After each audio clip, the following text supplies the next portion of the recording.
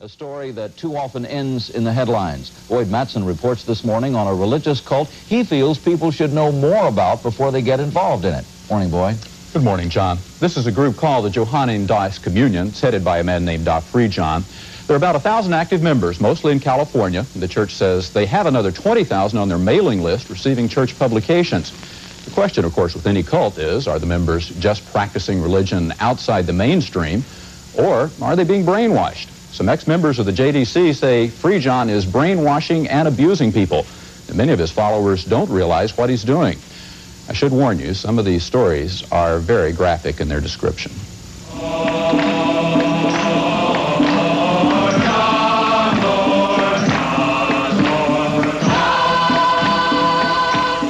It looks like a typical Sunday morning service, no different in tone from thousands of others.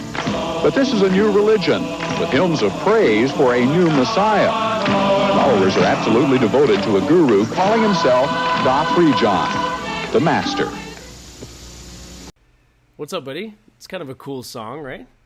So this week's episode of Fresh Friday is going to be on Dear Franklin Jones, which is a podcast that I really like. By the way, this whole video is being recorded on my new Blue Yeti. Yay! So I hope the sound quality is good. So Dear Franklin Jones is hosted by this guy named Jonathan Hirsch, who had a podcast called Arrivals, which I haven't listened to yet, but I'd like to check it out. It's about, moments of arrival into different situations.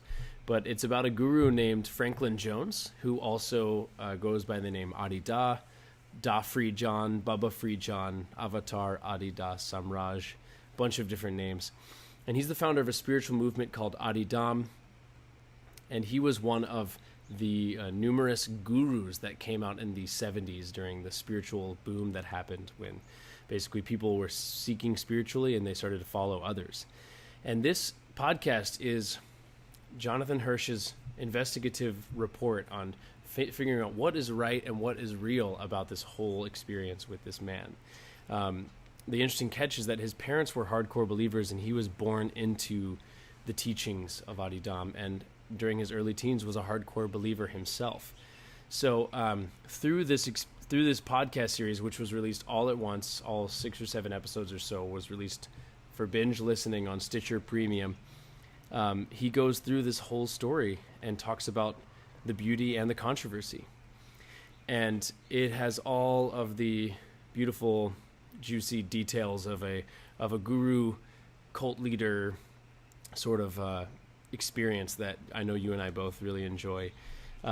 He was actually widely criticized, Adi Da, for having in the 70s and 80s. He was involved in a lot of sexual coercion and drinking that was going on. A lot of people defected from him or whatever. They left because they believed that they were being manipulated. So it's got that kind of stuff going on. But then there's other people that truly believe in him, and he does have an immense body of work of speeches and books. So I think what makes this whole thing fascinating to me is that Jonathan Hirsch, through this podcast, really just opens the book of the world of information about this person, this guru, and it kind of puts the ball in our court. Like, what is real, and is this person legit, and are these things, did this all happen? It's just fascinating. It's just a great glimpse into what a guru is like. And so it's got some of the classic guru things that happen. Like at some point, Adi Da buys an island in Fiji, or someone buys it for him. It's called Naitauba, and the Fijians end up following him, and they call him Dao Loloma, which means the adept of love. So he lived on this idyllic island where he practiced with all of his major hardcore devotees, and he has ashrams in Northern California and Kauai. He also had 9 wives, and he often talked about how by following him, that was the key to enlightenment. So it's a troubled and interesting journey, but I really want you to explore it. I think at the end of this video, I'm just going to attach the trailer of the podcast so you can really just hear what it sounds like, get the vibe. But anyway, it's totally a beautiful and fascinating, interesting, and deep dive into the world of a guru that still has devotees that are passionately focused on his teachings. So anyway, I hope you enjoy Dear Franklin Jones. I'm pretty sure it was like widely or hugely popular because it was on Stitcher, but I didn't look that up. But I think you'll like it, and that's what matters. Love you, brother. Bye. My childhood was probably like yours in a lot of ways. I went to school, had friends, played basketball. Except my family had, like, this secret.